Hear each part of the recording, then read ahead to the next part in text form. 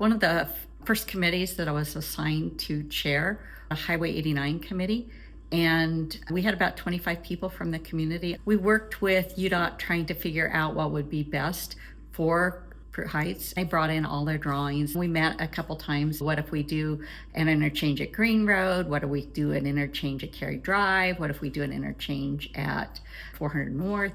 We kind of went up and down and through the city looking at what would work.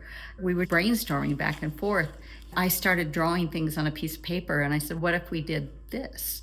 The other person on the committee said, what if you drew that up? I took a piece of Christmas tissue paper and I overlaid it on the UDOT map.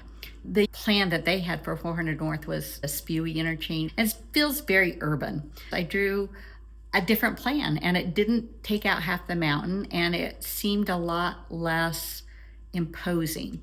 The UDOT guy came into our meeting. He started looking at what I had drawn and he said, that's not standard. I said, okay, but does it work? And he said, and he looked and it went on for quite a while. He finally said, it works. Over the next few years, I didn't know where it was going to go. UDOT brought their final plans to the city. They had used the interchange I drew on tissue paper. That is why we have a non-standard interchange at 400 North, because it worked.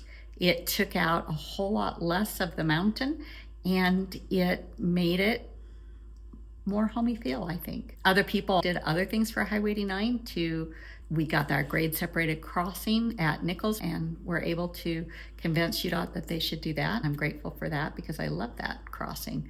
We love to be able to walk to the park and take a walk down Gailey Trail. It's just a beautiful spot. It's well loved by the community, both Fruit Heights and Kaysville. Sometimes thinking outside the box gets us places we didn't know was going to get us.